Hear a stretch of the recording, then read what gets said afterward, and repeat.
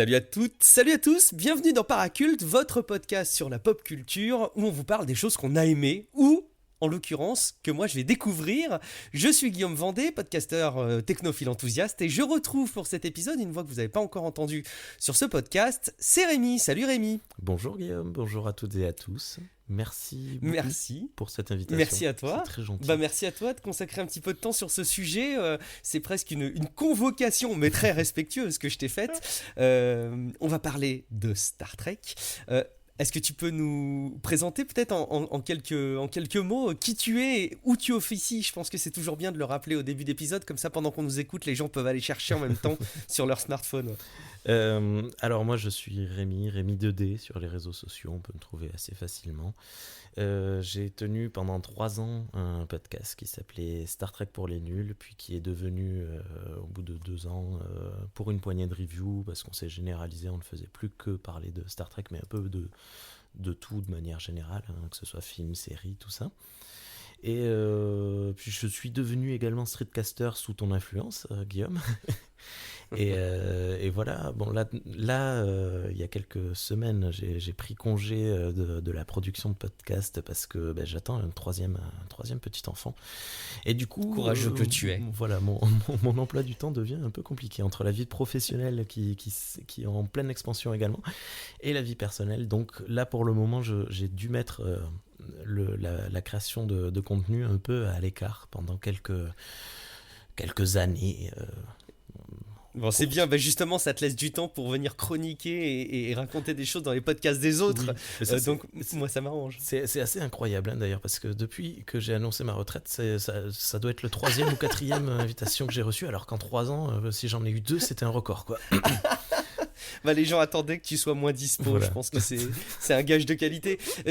Au passage, je fais une petite parenthèse pour dire que j'aime beaucoup l'histoire que tu racontes autour de Star Trek pour les nuls, qui est devenue pour une poignée de reviews, parce que ça me fait penser, il y a de ça une petite dizaine d'années maintenant, à Tablette Café à l'époque que je faisais, où on parlait exclusivement de tablettes tactiles, parce qu'on était convaincus à l'époque que c'était le futur, que ça allait remplacer les ordinateurs, qu'on allait tous avoir des tablettes. Bon, l'histoire a montré que c'était pas forcément le cas, et du coup on a parlé de plein d'autres choses à part les tablettes, donc on a parlé de tech en général. Donc c'est rigolo de voir que ce mouvement, peut-être qu'il peut vous inspirer, vous qui nous écoutez, hein, si vous voulez prendre la parole sur un podcast ou prendre une plume derrière un blog, peut-être que c'est intéressant de prendre la parole sur un sujet bien particulier, en essayant de l'explorer le plus possible, parce que vous le connaissez ou que vous voulez l'approfondir, et du coup d'élargir après, je trouve ça chouette. Je suis tout à fait d'accord, je pense qu'il faut parler d'abord de ce que l'on connaît, histoire de au moins prendre de l'assurance, et après se diversifier. Mais parler de ce que l'on aime et de ce que l'on connaît en premier, c'est surtout très important. Nous, on a parlé pendant presque 2 ans de Star Trek de manière hebdomadaire, c'était tous les mercredis. Et on faisait des émissions de 3-4 heures, ça c'est allé jusqu'à 5 heures. Et puis un jour, on s'est dit, tiens, si on faisait 5 heures sur autre chose, hein. Et puis c'est là qu'on s'est mis à parler d'Alien et de plein d'autres trucs. Et alors, juste, excuse-moi, le flux n'est plus actif, hein, de Star Trek pour les nuls, mais grâce à PodCloud, je ne sais pas si tu connais PodCloud. Bien sûr. Les épisodes sont disponibles de manière visuelle sur YouTube. Donc voilà, sur YouTube, si vous allez sur Star Trek pour les nuls, vous allez trouver toutes les émissions du passé. Alors moi je fais une petite reco au passage, je te recommande si tu as le temps, mais c'est très chronophage du coup j'imagine, d'aller déposer ça sur archive.org, sur lequel je place plus de confiance que YouTube, mais c'est un autre débat et on va pas trop s'éloigner de notre sujet d'intention de départ. On va parler de Star Trek. Alors la raison pour laquelle on va en parler, c'est parce que je te suis indirectement sur ce sujet, parce que je n'ai pas écouté les épisodes de Star Trek pour les nuls, et c'est un sujet, Star Trek, ça fait partie de ces sujets que j'ai toujours vu de très loin, sans le connaître. Quand j'étais petit, j'avais l'impression que c'était, tu sais, une pâle copie de Star Wars. Ouh, je pense que je dois en faire grincer des dents, sans doute, pour un paquet de gens qui nous écoutent. Et je me suis rendu compte bien après que c'était pas du tout le cas, très loin de là, et que c'était un univers à part entière. Il n'y avait pas que la moitié du titre qui était commune. Il y a aussi, évidemment, le fait que ça se passe dans l'espace, mais en fait, il y a énormément de choses que je comprends être très différentes. Et j'ai suivi vos enregistrements de live play de jeux de rôle, les enregistrements de Jean-Michel Abrassard là, qu'il a fait dans le monde de Star Trek, qui m'ont réintéressé un petit peu au sujet. Mais je t'avoue que je suis toujours paumé quand on me parle de Star Trek. Il y a des vieilles séries, il y a des séries récentes, il y a des films, il y a tout un dérivé d'univers dans plein de médias, notamment évidemment jeux de rôle, mais dans plein de jeux de manière générale. C'est une marque énorme, et ça, cette caractéristique qui montre une richesse indéniable, mais qui honnêtement, quand on le connaît pas, nous fait tourner la tête, et je ne sais pas du tout par où m'y prendre si je voulais me plonger dans Star Trek, ou au moins découvrir les essentiels. Alors c'est pour ça que je voulais que tu puisses venir et que tu puisses nous expliquer qu'est-ce que c'est Star Trek, Rémi. Oui, alors j'espère... Vaste question. Là, tu viens de me mettre un poids de 15 000 tonnes sur le dos. Non, surtout pas. Ne pas me planter. Alors déjà, si de base... Toi et moi, on ne connaît pas très bien Star Trek depuis notre naissance, c'est parce qu'on n'est pas anglo-saxon. Il faut savoir qu'aux États-Unis d'Amérique, et de manière générale, en Amérique du Nord, et dans les pays du Royaume-Uni, et tout ce qui va être Allemagne et pays nordiques de manière générale, Star Trek, c'est extrêmement connu. Ça a été diffusé, multidiffusé des milliers de fois sur toutes les chaînes de télé qui ont pu exister. Et en fait, c'est quelque chose qui est rentré dans la culture générale de beaucoup d'Anglais, d'Américains, de Canadiens, d'Allemands. Et en fait, la France est passée entre les mailles des filets en décidant de diffuser la série originale qui datait de la fin des années 60, 67, 66, 67. Elle a commencé à être diffusée en France dans les années 80, donc déjà à l'époque, quand c'est arrivé en France, c'était ringard, c'était naze. Du coup, c'est normal qu'en fait, on n'ait pas cette connaissance de Star Trek directement, nous, en France. En France. Alors, Star Trek, c'est quoi ? Déjà, avant toute chose, c'est de l'ASF. Je préfère préciser de suite que c'est de l'ASF pur et dur, c'est vraiment de l'ASF, dans le sens où il y a beaucoup de séries. Là, en ce moment, par exemple, je ne sais pas si tu as remarqué sur les réseaux sociaux, ça parle beaucoup de Battlestar Galactica.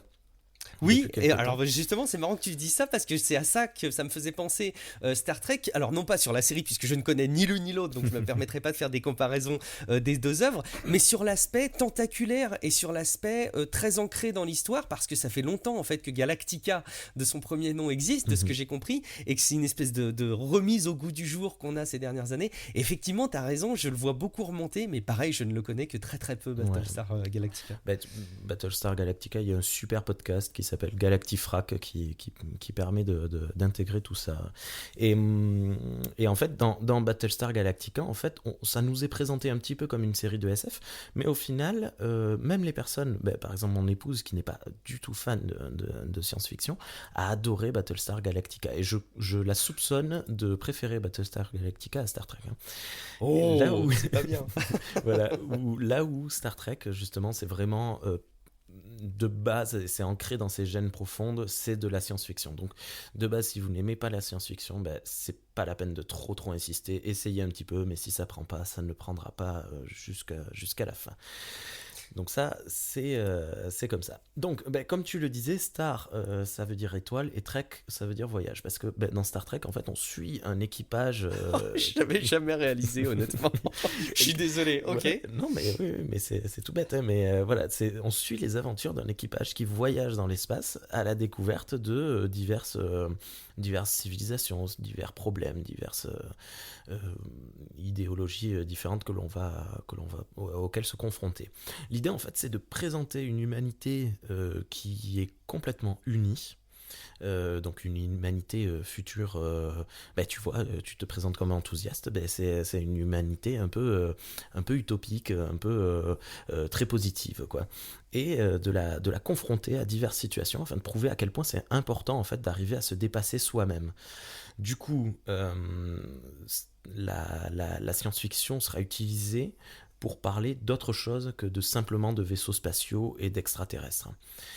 Et comme je disais, donc la série originale date des années 60, hein, la production a commencé en 65-66 par là. Et en fait, dès cette époque, on a commencé à nous présenter un équipage très inclusif pour cette époque. On a une femme noire qui est au gradé, un pilote japonais, une femme second qui porte un pantalon. Bon, elle a été éjectée très rapidement parce que c'était trop révolutionnaire pour l'époque, une femme qui porte un pantalon. Hein. Et on a le fameux Spock qui est dans l'histoire et lui-même un métis d'êtres humains et d'extraterrestres, de non-humains qui s'appellent des Vulcains.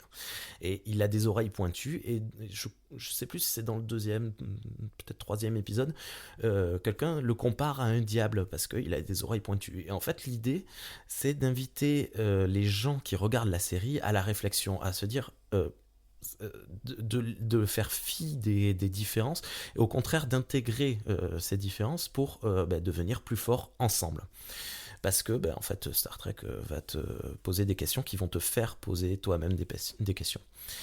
Et je sais pas si tu te souviens, dans le premier épisode, alors là tu vas halluciner dans ce que je m'apprête à dire. Dans le premier épisode de l'année de Tech Café, Guillaume Poggiaspala a dit « Ça marche mieux quand on marche ensemble, quand on collabore, on va plus vite et on est plus efficace ». En fait, c'est juste que quand j'entends des phrases comme ça qui sonnent tréquiennes, je les note de suite et il s'est trouvé que j'ai pu la recaler avec toi. Bref. Oh bah ça va lui faire plaisir, je pense. C'est assez drôle. Et en fait, c'est une phrase profondément tréquienne, très Star Trek. Ça représente, comme je le disais, une humanité unie, parce que c'est une humanité qui a vécu le pire. Donc il y a eu des périodes apocalyptiques dans lesquelles divers États sont devenus autocratiques et se sont élevés. Il y a eu une troisième guerre mondiale avec un mélange de guerre nucléaire, de guerre d'eugénisme. C'est détaillé d'ailleurs ces événements dans les œuvres, les séries, les films, ces événements qui ont eu lieu sur Terre, qui ont précédé l'histoire, la grande histoire de Star Trek, ou alors, pas? ça c'est assez intéressant parce que justement dans un premier temps, dans les premières séries et les premiers films, non. On nous le dit, c'est-à-dire dans le fond, justement, le fameux Khan, ça t'as dû l'entendre, ce Khan. Khan, en fait, il est issu des guerres eugéniques et il a dominé sur la moitié de la Terre pendant quelques années. Mais ça, on le rencontre, c'est déjà fini depuis longtemps. Et en fait, on nous parle de ça parce que, justement, le créateur de Star Trek, qui s'appelle Eugene Roddenberry, Jenny Roddenberry, voulait que l'on concentre le sujet et le focus sur le positif. Non pas sur ces guerres nucléaires et ces guerres eugéniques et la destruction de l'humanité parce qu'elle est passée à un cheveu de la disparition totale, mais sur ce que ça a pu créer dans la suite. Et donc, donc on se concentre sur le positif, sur l'avenir et sur le vivre ensemble. Plus tard, beaucoup plus tard, dans quelques séries plus proches du moment où on enregistre, toi et moi, il y a eu quelques épisodes où des personnages se sont retrouvés dans le passé, dans des instants précis, pour parler de ça. D'accord. Mais c'est vraiment... Ils ont fait un retour en arrière plus récent, de manière plus moderne, mais avant, ça faisait uniquement partie du background, de l'histoire qui racontait du décor. Voilà. Exactement. Un peu comme je connais très mal l'histoire du Seigneur des Anneaux, mais je sais qu'on nous parle très souvent de guerres passées, machin. On a quelques bribes d'extraits, mais c'est tout, on n'en sait pas plus. Mais c'est un peu la même chose. Donc, pour essayer de résumer, Star Trek, en fait, c'est un univers que l'on peut qualifier d'utopique, dans lequel les personnages rencontrent des questionnements parfois moraux, qu'est-ce qui est bien, qu'est-ce qui est mal, parfois sociaux, on y parle beaucoup de racisme, de genre, de sexisme, d'inclusion, d'exclusion, on y parle de philosophie, de métaphysique, qu'est-ce que c'est qu'être vivant, qu'est-ce que c'est que la guerre, et pour ça, il y a plus de 800 épisodes diffusés sur 10 séries différentes, dont 3 sont encore en cours, 13 films, et actuellement, au moment où on parle, il y a 4 séries qui sont en préparation. Mon Dieu, mais c'est pire qu'une franchise. Enfin, c'est une vraie franchise Disney qui serait exploitée jusqu'au bout. T'as tout vu, toi ? Alors, j'ai tout vu sauf les dernières. Il y a 2 séries en ce moment, donc Star Trek Discovery et Star Trek Picard. Star Trek Picard, j'ai arrêté dès le début parce que je sentais que ça allait pas du tout être pour moi. Et D'accord. Star Trek Discovery, j'ai beaucoup de difficultés avec l'histoire et avec la manière dont elle nous est racontée, donc j'ai préféré faire l'impasse également. Mais ça, j'expliquerai peut-être un peu plus tard Ok. dans Ouais. quelques secondes, de toute façon, par où commencer. Mais sinon, lorsque j'ai commencé à regarder, on était déjà à presque 700 épisodes. Et oui, j'ai tout vu, les films, les séries. Voilà. Il faut savoir qu'il y a énormément de comic books, de romans, beaucoup de jeux vidéo, notamment un jeu vidéo qui s'appelle Star Trek Online, qui voit des millions de joueurs chaque jour encore dessus, qui est un free-to-play assez sympa. Moi, je suis pas trop fan des jeux vidéo Star Trek, mais apparemment Star Trek Online fonctionne bien. Ok. Tout ça, c'est quand on prend le terme un peu qui hérisse les poils de canon, ben, tout ça, ça rentre pas dans le canon des séries et des films, D'accord. mais ça existe quand même, voilà. Donc il y a vraiment D'accord. beaucoup de contenu. Ah, c'est ça qui est flippant. Alors, on va en arriver de toute façon d'ici tout à l'heure à ce que tu puisses nous aider si jamais on a envie d'aller plus loin et que tu nous as fait une description convaincante. Enfin, moi, ça achève de me convaincre sur le fait qu'il faut vraiment que je m'intéresse à cet univers-là. D'autant plus que tu sais que l'année 2021, j'ai décidé de la consacrer aux fondamentaux, y compris sur les aspects fictionnels. Et je pense que si j'explore pas au moins un peu Star Trek, je vais passer à côté de mon objectif sur la partie science-fiction. Donc, ce serait dommage. Juste, tu nous parles de une situation utopiste quelque part où l'humanité s'est rassemblée et a mis de côté ses divergences, en tout cas des grandes divergences je pense, et fonctionne d'une seule et même voie dans l'espace. Est-ce qu'il y a des affrontements quand même? Est-ce qu'il y a des monstres, des aliens? Est-ce qu'il y a des ennemis? Parce qu'il ne peut pas y avoir qu'un environnement comme ça, pacifique et poétique, qui se pose des questions philosophiques sur l'existence. C'est pas possible. Oui, ben, évidemment, il y a tout un bestiaire absolument dantesque. Dans un tout premier temps, dans la série originale, il y avait quelques races, espèces éparses qui apparaissaient le temps d'un épisode.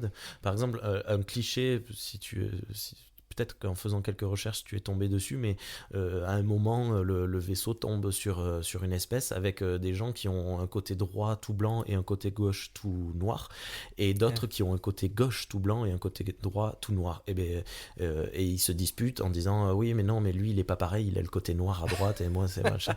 Et donc, c'est un peu, tagada de soin pour parler de racisme.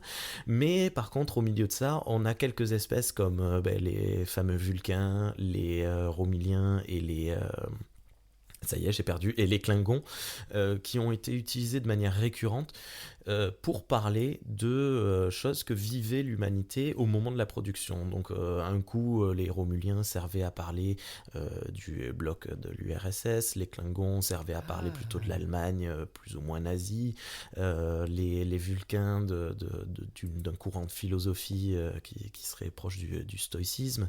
Enfin voilà, Star Trek fonctionne par parabole en fait, en nous montrant, en nous présentant des espèces aliens qui représentent une part de notre humanité actuelle. Et voilà, c'est assez sympa. Au fur et à mesure du temps, donc dans les séries suivantes, les espèces que l'on a croisées se sont étoffées, se sont multipliées. Il y en a eu de plus en plus. Mais on a continué de creuser les personnages comme les personnages Klingons,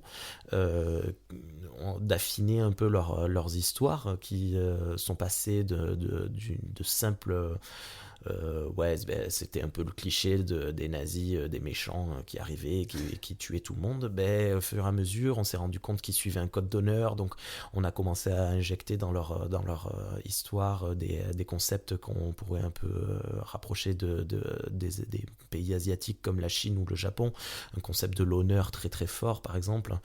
Et petit à petit, on en vient à montrer que, évidemment, rien n'est noir ni blanc, tout est une nuance de gris, et que les Klingons, très rapidement, en fait, deviennent des alliés de ce qu'on appelle la Fédération. Donc la Fédération, c'est un peu l'ONU de l'espace. Enfin non, Okay.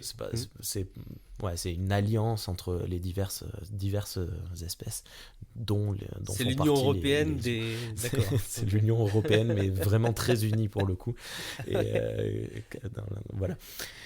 Et d'ailleurs, c'est marrant parce qu'à un moment, il y a plusieurs espèces qui veulent quitter l'Union européenne, qui font une fédération Xit. Enfin bref, voilà. D'accord, ok. Et Oui. ouais. Il y a des mouvements comme ça, politiques entre les races, mais je trouve ça génial de voir que Star Trek met de côté les différences perçues entre les différentes populations sur Terre et dit il y a une seule unité, mais en fait réinjecte des races extraterrestres pour presque caricaturer, j'ai l'impression, les différences entre les humains de nos jours, quoi. C'est rigolo comme mouvement, je trouve ça assez intéressant. Je suis pas sûr qu'il y ait beaucoup d'œuvres fictionnelles qui fassent ce parallèle-là, peut-être qu'il y en a plein d'ailleurs.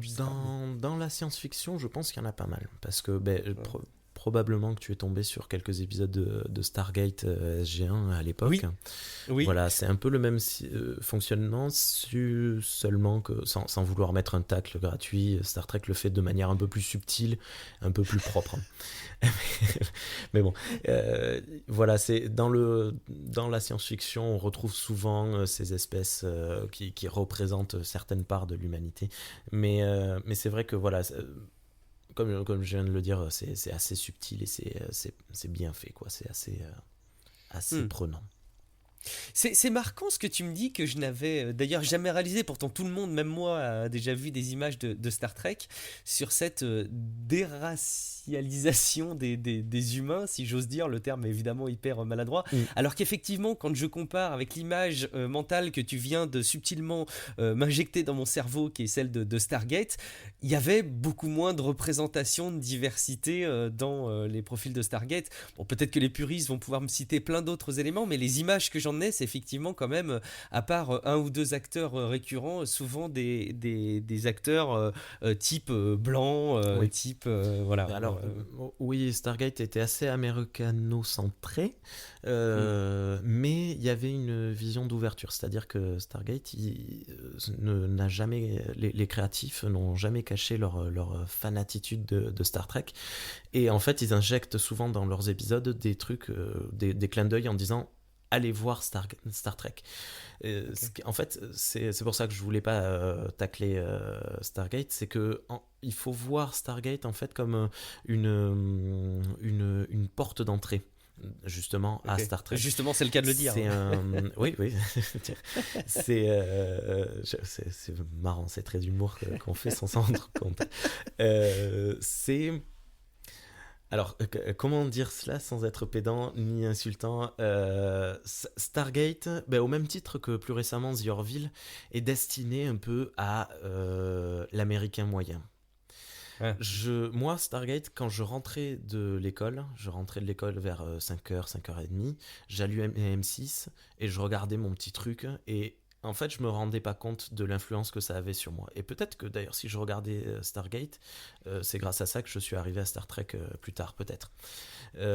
En fait, on aurait tendance à citer ces séries comme un peu simplistes, mais en réalité, elles font un travail de fond qui peut être intéressant. Donc oui, on passe par de l'américanocentrage, beaucoup de personnages blancs et masculins et cis, et voilà tout ça. Mais c'est un premier pas. Voilà. En sachant que ça reste des séries dans tous les cas. Alors en tout cas, enfin bon, j'ai pas vu Star Trek, j'ai vu juste quelques épisodes de Stargate, et ce que je vais dire se base sur beaucoup d'idées préconçues que je peux avoir, mais je pense que ça fait partie de ces séries. Quand elles étaient diffusées à l'époque, elles étaient encore construites sur des schémas narratifs très simples, très répétitifs, où la méta-histoire globale avance finalement très très peu.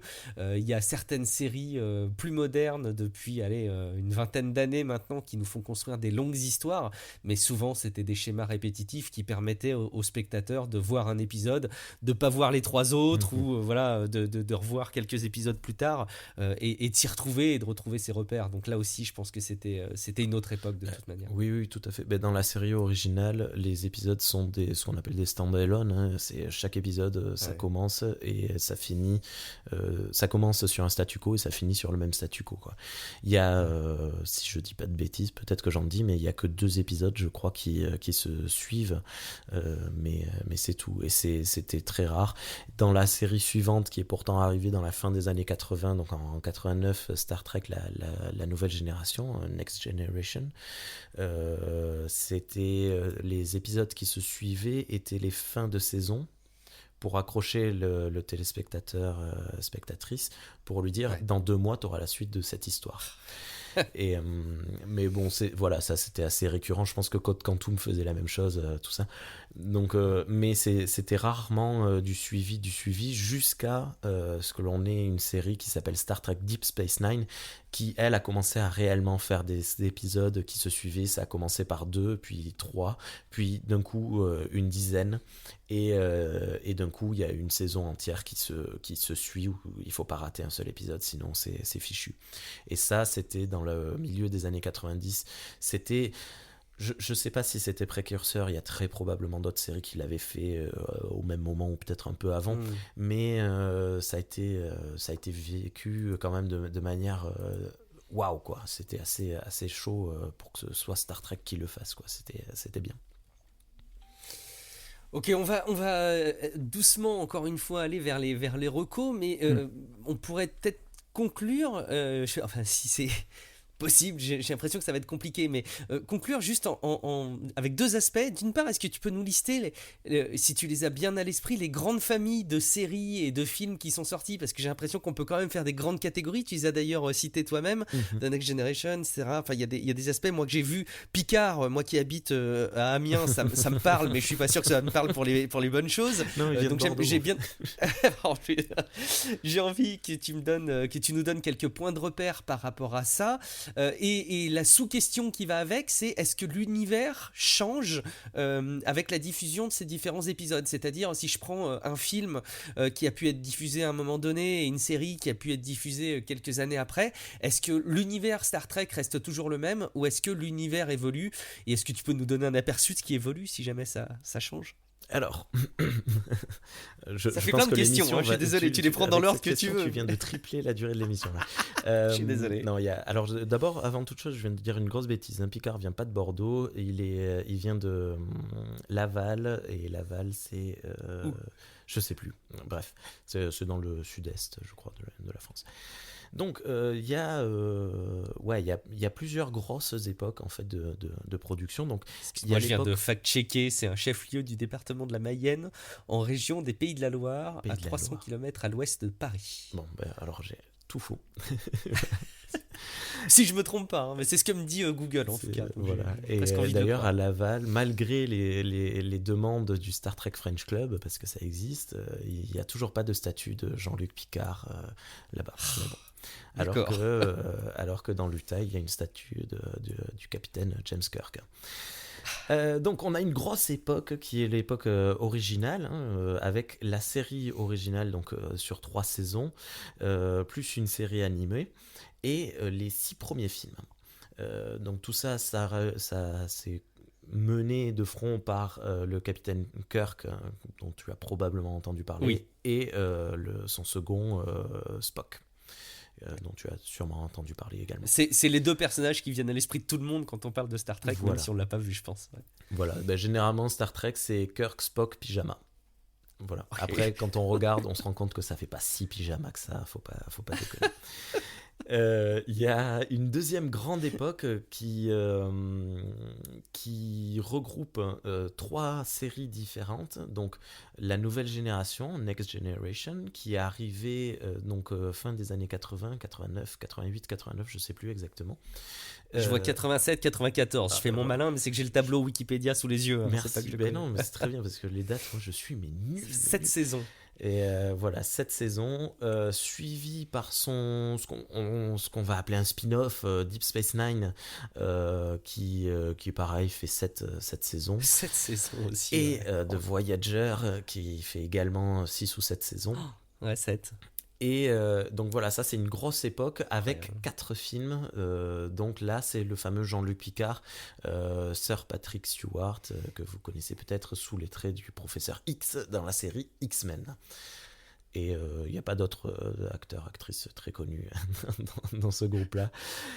Si, il y a l'acteur, il y a Brent Spiner, l'acteur qui joue Data, donc un androïde, qui a joué dans les 2 films Independence Day, qui joue le professeur un peu foufou avec les cheveux très longs là. Ok. Je sais pas si tu vois. Enfin, bon. Je visualise, mais moi, je reviendrai dessus, mais c'est parce que je visualise. J'ai vu la revue du youtubeur 12 Parsec qui parlait d'Independence Day. Voilà. Ok, très bien. Voilà, donc jusque-là, j'arrive à peu près à m'y retrouver dans la chronologie, en tout cas, très bien. Ça, c'est la 2e très grosse époque. Voilà, ça représente vraiment un gros bout de Star Trek, et c'est vraiment avec TNG Next Generation TNG que l'on va vraiment creuser ce que l'on appelle dans le milieu l'esprit trekien, c'est-à-dire que là vraiment on va vraiment avoir les plus grosses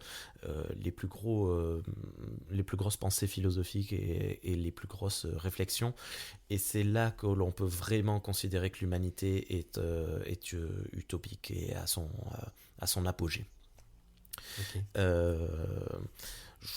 Ouais, on dira peut-être plus tard pourquoi. Il y a une petite époque qui est un préquel à l'ère originale, qui a été publié dans les années 2000, diffusé dans les années 2000, qui s'appelle Star Trek Enterprise. Star Trek Enterprise avec Scott Bakula, donc l'acteur qui jouait dans Code Quantum, et qui s'est retrouvé dans un NCIS récemment, je crois, un truc comme ça, ou les experts, je sais plus. Et ça, c'est ce qu'on appelle un préquel. Donc c'est plus proche de son époque de production dans l'histoire, c'est-à-dire que ça se passe simplement en 2200, hein, c'est pas très très loin. Oui. L'humanité découvre un peu le voyage spatial et fait des rencontres. Hein. Et en fait, c'était une série qui a été diffusée en même temps que Stargate. Et donc on retrouve pas mal de similitudes. Puis il y a eu un gros trou, il n'y a plus rien eu, ni à la télé, ni au cinéma, pendant quelques années, jusqu'en 2009, hein, avec l'arrivée de ce qu'on appelle la Kelvin Timeline. Donc c'est une nouvelle continuité qui a été lancée par le réalisateur de films J.J. Abrams, connu pour les récents films Star Wars. Donc voilà, tu disais tout à l'heure que Star Trek, Star Wars, peut-être qu'il y avait des frictions. Alors, il n'y en a pas tant que ça. Mais par contre, il y a un point commun, c'est la haine de J.J. Abrams de la part de certains fans. Ouais, effectivement. Ouais. Voilà, donc J.J. Abrams, il a le mérite quand même d'avoir relancé une franchise, parce que si on n'avait pas eu ce film-là en 2009 et ces 3 films-là, Star Trek 2009, Into Darkness et Star Trek Beyond, on n'aurait pas eu les séries que l'on a aujourd'hui. Donc ça, en fait, c'est pas une très grande période, mais c'est ce qui a relancé la machine pour arriver à ce qu'on en est aujourd'hui. Donc aujourd'hui, on a 2 séries qui sont diffusées actuellement. Star Trek Discovery, qui est encore un préquel, mais qui se passe entre Enterprise et l'époque de la série originale. Plus proche d'ailleurs de la série originale que de Enterprise, et Star Trek Picard, qui dans la continuité est la série qui se passe le plus loin, parce qu'elle se passe dans le futur de TNG, Deep Space Nine, Voyager.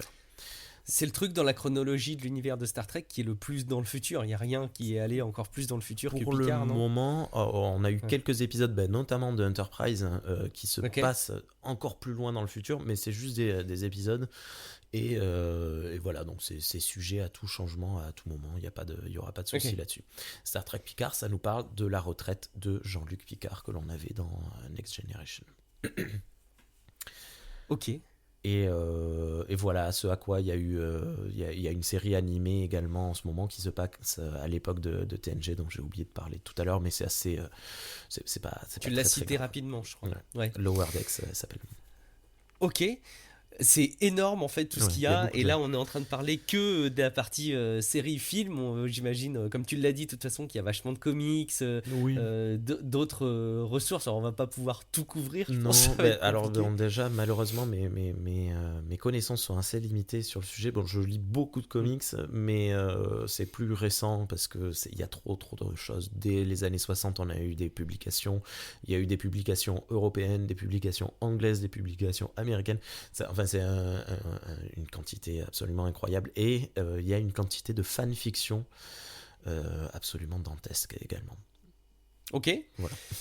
Du coup, par où on commence ? Parce qu'il y en a tellement, on se dit naïvement, je vais aller désarchiver les très vieux trucs qui ont été diffusés dans les années 60, où ça risque de peut-être faire violence d'un point de vue visuel, ça risque de pas être très engageant, il y aura peut-être des regards critiques qui vont vite se lasser, ce sera peut-être pas représentatif de ce qui peut être aujourd'hui diffusé Star Trek, et en même temps je pense que si on prend les derniers trucs en date diffusés, on passe peut-être à côté d'éléments essentiels. Si on commence par la préquelle, est-ce que c'est vraiment la bonne reco ? C'est comme si on disait comment Star Wars par l'épisode 1, je sais pas si c'est la bonne reco. Bon, en gros, comment je m'y prends, moi, Rémi ? Ah bah écoute, ça va justement dépendre en fait de tes affinités. Parce qu'il y a 5-6 gros points d'entrée possibles en fait, parce on va pas établir de règles strictes. C'est sûr que si, moi c'est ce que j'ai fait, si on n'est pas choqué par les productions anciennes, et si on est capable de recontextualiser, suivre la création, les séries, découvrir Star Trek via sa production, c'est peut-être l'idéal, si on n'a pas de problème là-dessus. C'est sûr que TOS, c'est une série de la fin des années 60. Il y avait déjà Doctor Who, je crois, ou qui arrivait plus ou moins en même temps. Donc si vous avez déjà regardé des très très vieux épisodes de Doctor Who, vous pouvez regarder Star Trek. Surtout que Star Trek, ils ont fait des trucs sympas, c'est que déjà ils ont colorisé la série et ils ont ils ont un peu refit au fur et à mesure des arrivées en DVD et en Blu-ray les effets spéciaux. Ils les ont rendus un peu plus lisses, un peu plus propres. Et c'est assez sympa. Ça surprend parce qu'on voit quand même qu'il y a une différence, mais c'est assez chouette. Donc voilà. On n'a pas trop envie de rigoler quand on voit des extraterrestres en carton-pâte. Comme je disais, quand tu vois arriver le type qui a son côté droit peint en noir et son côté gauche peint en blanc, tu te dis oh là là, je vois pas du tout où est-ce qu'on va en venir. Mais si on accepte de mettre un peu de côté, de jouer le jeu, ça peut être sympa. Surtout que cette série originale, en fait, c'est une série vraiment de la science-fiction, ce qu'on va appeler la science-fiction à papa. C'est vraiment très ancré dans les années 60 avec beaucoup de psychédélisme et de concepts complètement foufou. Par exemple, à un moment, il rencontre une espèce de pierre vivante dont la vie n'est pas à base de carbone mais de fer, je sais plus. Enfin, c'est la couleur tombée du ciel, ça. Ouais, voilà, c'est assez incroyable. Mais c'est assez prenant et moi j'adore. Et vraiment, je regarde très souvent cette série. C'est pas ma favorite, mais je la regarde très souvent. Ok. L'intérêt aussi, excuse-moi, de regarder dans l'ordre chronologique, c'est qu'on a beaucoup de variations. C'est-à-dire que on regarde une série live, puis une série animée, puis on regarde des films, puis à nouveau une série, puis une autre série différente, puis des films à nouveau. Enfin, tu vois, il y a un enchaînement de choses. Ça peut être sympa si on se met un petit défi de tout regarder en un an. C'est faisable, hein, c'est faisable. Ça peut être agréable. Surtout que la durée d'un épisode de Star Trek diffusé dans les années 60, c'est quoi ? C'est sans doute pas l'heure à laquelle on nous habitue aujourd'hui pour un épisode. Ça doit être moins, non, si je dis pas de bêtises. 3/4 d'heure. Comment ? Ouais, 3/4 d'heure, ok. Ah oui, quand même. Ah oui, ouais, non, je les pensais séries, que c'était beaucoup moins. Non, les séries Star Trek là-dessus sont toutes à peu près sur le même format de durée, si je dis pas de bêtises. Peut-être 35 minutes, mais non, il me semble que c'est bien 3/4 d'heure. D'accord. Il n'y a que la série animée originale qui faisait 25 minutes, mais voilà, et ça c'est assez dispensable et ne commencez pas par ça. Juste quand même, voilà, c'est assez intéressant parce que une fois de plus on y parle de la guerre froide, on y parle beaucoup de racisme, de liberté de la personne, c'est cool quoi. Ok. Il y a des vertus historiques finalement par rapport à l'année de diffusion qui sont intéressantes. Voilà, okay. Et puis il faut contextualiser, c'est certain. Il faut contextualiser parce que d'ailleurs, tout à l'heure, je présentais la série comme très inclusive pour l'époque, machin.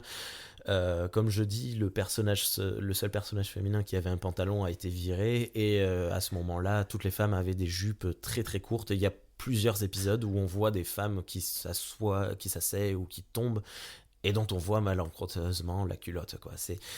Il y a ce côté-là il faut recontextualiser.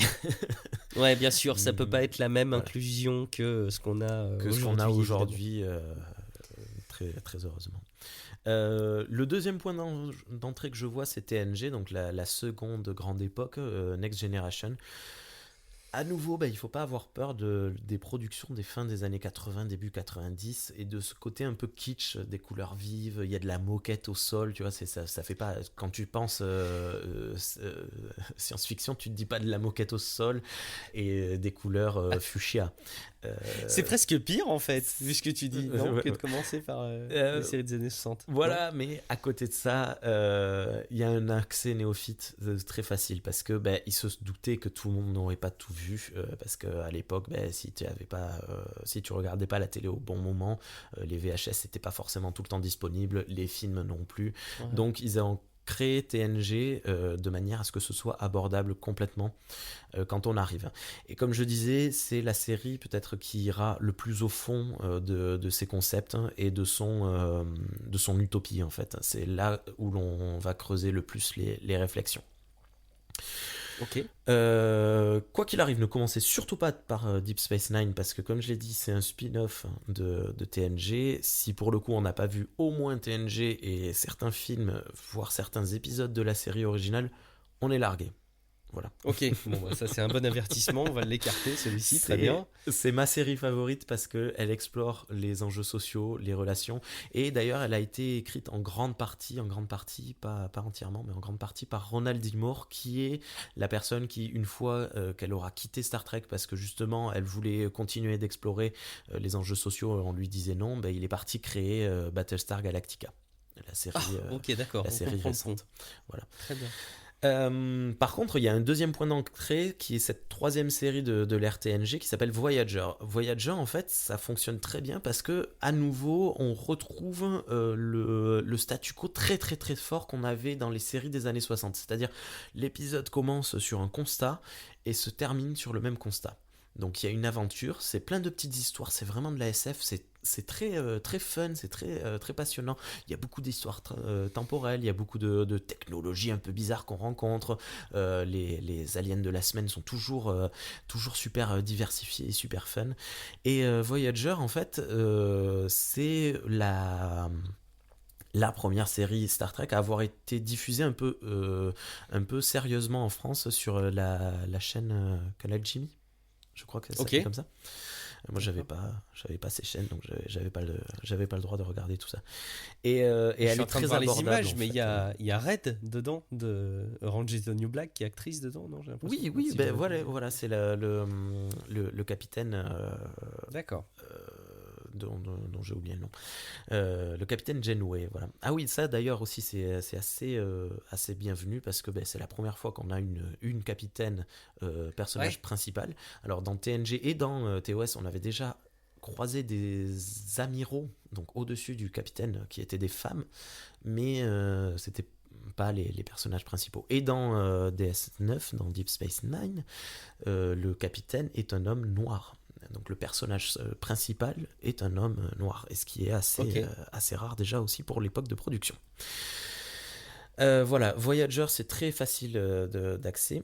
Et par contre, si vous avez du mal donc avec les années 60, avec les années 90, peut-être que vous n'aurez pas de mal avec les années 2000, avec la série Enterprise, qui à nouveau a été construite. Alors c'est un préquel, mais c'est pas un préquel justement à la Star Wars, tu vois. T'as pas vraiment besoin d'avoir beaucoup de connaissances de l'univers, t'as même pas besoin d'avoir de connaissances de l'univers. Beaucoup de gens ont découvert via Enterprise parce que justement on prend Star Trek à son essence, c'est-à-dire c'est quoi Star Trek? C'est des gens, ils vont dans l'espace et ils découvrent des choses.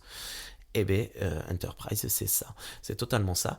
Et ce qu'il y a d'intéressant, c'est que 2001, le 11 septembre 2001 est arrivé par là, et ça a grandement influencé la série, qui parle directement de ça, avec un attentat qui a lieu sur Terre. Et voilà comment on parle frontalement avec de la science-fiction des choses, via Star Trek. Voilà. Et là on aura tendance, on parlera plutôt peut-être des conséquences du 11 septembre, du sida. On parle beaucoup du sida, enfin beaucoup. à plusieurs reprises. On parle de génocide, on a des concepts plus proches de notre époque à nouveau. D'accord. Mais ça vient avec les productions des années 2000, c'est-à-dire que dans l'épisode pilote, on a Scott Bakula qui court devant une explosion avec 2 pistolets dans la main, tu vois, c'est du jamais vu dans Star Trek. Normalement, c'est pas du tout ça. Et on a des scènes que je considère personnellement comme très racoleuses, où un des personnages est à moitié dénudé, même grandement dénudé. Et ça me pose problème. Mais bon, dans Stargate, on voit une femme nue frontalement dans l'épisode pilote, je tiens à le rappeler. D'accord. Toujours mettre un tacle à ce qui est moins bien.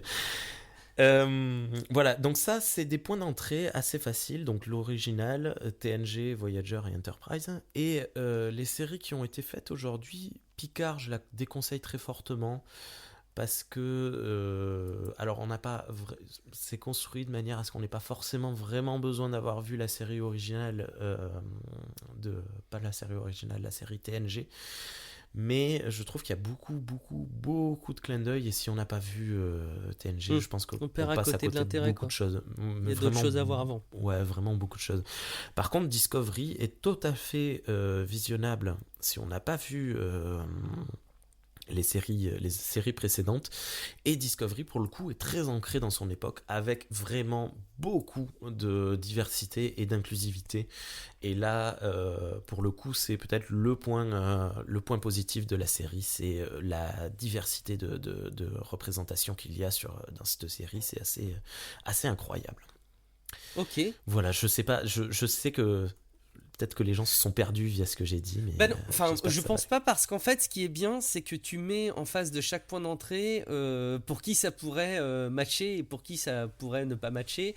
Moi je sais que j'ai parfois des difficultés à tenir dans la longueur. Je vais pouvoir regarder un épisode ou deux, mais j'ai du mal à tenir dans la longueur les anciennes productions. J'avoue que je suis pas bon là-dessus, j'ai pas la patience. Du coup un Discovery ça me parlerait spontanément plus, mais je suis quand même intéressé pour aller jeter des coups d'œil avisés, et j'en ai moins peur maintenant. Par contre, je remarque un truc, c'est que tu ne recommandes aucun point d'entrée par les films. Tu recommandes uniquement de découvrir l'univers Star Trek par les séries. Est-ce que c'est une omission ou c'est volontaire ? C'est assez volontaire. Alors, on peut tout à fait rentrer, c'est ce que j'ai fait moi, rentrer par les films de J.J. Abrams. Les films de 2009, mais le problème c'est qu'est-ce qu'on regarde après ces films-là ?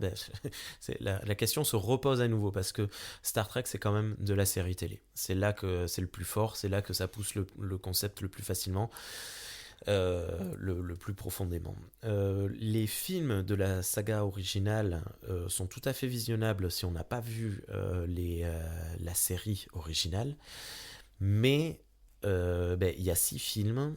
Et spontanément, tu vas dire, je regarde lequel ? Je regarde le premier. Mais le premier film, qui s'appelle The Motion Picture, a été surnommé par les fans The Slow Motion Picture. Parce qu'en fait, ils ont pris un scénario qui était prévu pour une série, donc un scénario qui était prévu pour 3/4 d'heure, et ils l'ont mis sur une durée de 2h30. Ils l'ont étalé. Ah ouais, c'est terrible. Donc le film a beaucoup de mal à se lancer, à avancer. Puis le deuxième film est la suite d'un épisode de la série originale. Le troisième film est la suite du deuxième film. Le quatrième film est la suite du troisième film. Enfin bref, du coup, les films originaux, ça peut être chouette. D'ailleurs, si vous écoutez, si l'oreille vous en dit, allez écouter Star Trek pour les nuls. En fait, le concept, c'était de prendre des personnes qui ne connaissent pas Star Trek et qui découvrent. Et on s'est demandé par quoi on allait commencer. On s'est dit par les films. Et en fait, on se rend compte vers le milieu que c'est pas une bonne idée, parce que les gens n'ont pas les bases en fait pour comprendre. Et donc, quand on parle des films originaux, on a souvent des moments où ils nous disent mais c'est complètement insensé ce que les personnages sont en train de faire. Et en fait, on leur dit non, c'est pas insensé, ça a un sens dans l'univers, mais il faut le comprendre. Ok. Et les films de TNG sont totalement à déconseiller si vous n'avez pas vu TNG, parce qu'en fait ce sont des épisodes de très longue durée. Alors ils ont été diffusés au cinéma, ils sont très très bons, mais il faut avoir vu la série pour comprendre. Voilà. Ouais, c'est des films X-Files, c'est comme les films de X-Files par rapport à la série, quoi. C'est vraiment, ouais, voilà, j'ai pas vu les films X-Files, mais probablement. Bon. Les films Battlestar Galactica aussi. J'arrête pas d'y revenir, je sais pas ce que j'ai ce soir. Désolé. Moi, spontanément, c'est marrant parce qu'avant qu'on enregistre, je faisais les parallèles en me disant, tu vois, dans mon esprit, comme je te disais tout à l'heure, c'est deux univers que j'attribue à de la SF et dans lesquels l'univers est tellement grand, il y a tellement de saisons disponibles, il y a eu tellement de périodes de diffusion que c'est compliqué de savoir par où y entrer. Mais je crois que tu nous as largement aidé sur cette approche-là. Est-ce qu'il y a d'autres choses que tu voudrais... Oui, alors moi j'ai trouvé ça très clair, mais les auditeurs nous le diront s'ils rejoignent mon avis. Est-ce qu'il y a d'autres choses que tu voudrais dire sur Star Trek, soit des éléments qu'on n'aurait pas eu l'occasion d'aborder, ou des éléments dérivés sous la forme des jeux, ou en fait quelques sujets qu'on pourrait avoir zappés et qui te tiendraient à cœur, ou est-ce que tu penses qu'on a fait le tour ? Des sujets, il y en a beaucoup. Non, si vous êtes lecteur, lectrice de comics, il y a un très chouette crossover entre Star Trek et Green Lantern qui existe. Je sais pas si tu connais le personnage de Green Lantern. En fait, Green Lantern se retrouve propulsé dans l'univers de Star Trek avec quelques méchants et tout. Non, c'est l'inverse, pardon. Tiens, c'est les personnages de Star Trek qui se retrouvent dans l'univers de Green Lantern. Il y a aussi un crossover avec Doctor Who. Enfin voilà, l'univers des comics a pu faire quelques crossovers. L'excellentissime crossover avec la planète des singes qui a été absolument génial. Et donc voilà, l'exploration par les comics peut exister aussi. Je pense qu'il faut pas... Si Star Trek vous intéresse, ne réfléchissez pas trop. Prenez... si vous avez un abonnement Netflix, désolé, il y a toutes les séries sauf Star Trek Picard, mais c'est pas grave. J'allais le dire parce que j'étais sur Netflix en fait et je regardais ce qui était dispo. J'ai l'impression qu'il y a beaucoup de Star Trek de dispo sur Netflix. Il y a toutes les séries, il n'y a pas tous les films, il y a très peu de films. Les films sont pas disponibles en VOD à part sur certaines VOD américaines, mais je n'ai pas les noms. Picard est sur Amazon Prime parce qu'ils ont fait un appel d'offres et c'est Amazon qui a gagné. Et donc en fait, vous regardez les vignettes. Vous tapez Star Trek dans le moteur de recherche de Netflix, vous regardez les vignettes et lancez. Faut pas trop réfléchir. Essayez juste de forcer parce que malheureusement, on s'est rendu compte que les épisodes pilotes de Star Trek sont tous vraiment tous mauvais. Ah oui, donc faut au moins en regarder deux quoi. Dès le deuxième, troisième épisode, c'est bon. Mais c'est fou, c'est le cas quand même de beaucoup de séries. Combien de fois on entend de nos jours j'ai regardé le premier épisode de telle série que tu m'as conseillé, bon j'ai un peu de mal, ouais mais faut que tu continues, c'est le premier épisode, c'est vrai que c'est dur, c'est marrant cette construction narrative. Il faudrait qu'on prenne le temps d'analyser pourquoi est-ce que les pilotes sont pas bons, d'ailleurs est-ce que c'est qu'ils sont pas bons ou est-ce que c'est notre cerveau humain qui apprécie mal la nouveauté et qui se complaît dans des schémas de régularité. En fait, ce qu'on aime bien dans les séries, je pense maintenant de nos jours, et la raison pour laquelle il y a autant de séries, c'est que je pense qu'il y a quelque chose de très satisfaisant quand tu regardes un épisode d'une série dans laquelle tu te retrouves. Il y a des mécaniques de ton esprit qui doivent revenir, il y a un côté un peu facile. Déjà, le fait de regarder un truc à l'écran, à moins que ça nécessite beaucoup de réflexion, il y a quelque chose de facile pour le cerveau. Mais en plus, quand on te répète un schéma narratif avec un univers qu'on t'a installé, je pense que c'est encore plus agréable. Et donc, les premiers épisodes sont pas évidents. Moi, j'ai toujours un peu ce sentiment du premier épisode qui est dur. Dans la série originale, pour le coup, ça marche très bien parce qu'il y a 3 épisodes pilotes en fait. Donc, oui, d'accord. Ça fonctionne très très bien, c'est assez simple. Mais TNG, par exemple, j'étais sorti de la série originale et je me suis dit génial et tout. Allez vite, j'achète le coffret saison série complète, 90 balles, machin. Ça arrive, je lance le premier épisode, j'ai failli jeter le coffret par la fenêtre. Mais dès le 3e épisode, c'était fini et j'ai adoré à nouveau. Donc c'était voilà, il y a toujours il y a toujours un temps d'adaptation. Mais c'est pas comme des séries comme Game of Thrones où il nous faut 3 saisons pour être accroché. Ça va beaucoup plus vite. Enfin normalement. J'aime bien ton approche en tout cas de pas trop avoir peur de l'épopée Star Trek et d'aller aussi se laisser guider par le feeling. J'aime bien cette approche. Puis, moi, c'est le genre de choses que j'arrive pas à faire, mais il faut que je fasse un effort.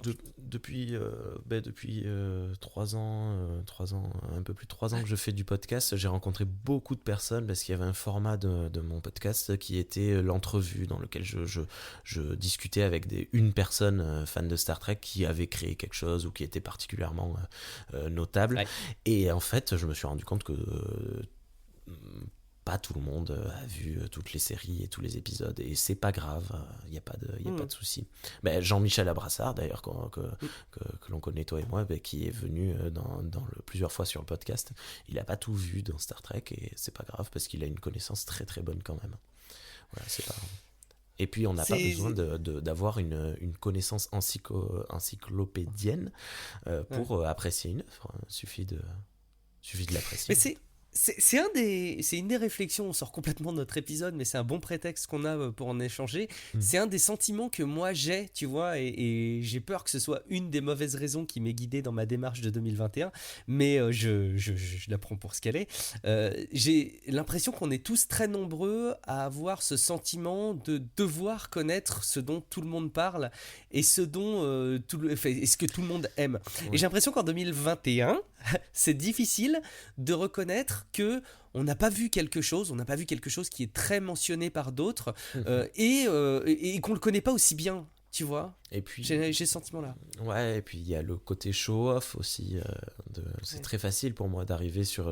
Je peux très bien débarquer dans n'importe quelle conversation et dire, moi je me suis tapé 800 épisodes de Star Trek, ok, je connais tout de A à Z, machin. Alors bon, voilà. Et du coup, il y a ce côté un peu peut-être honteux.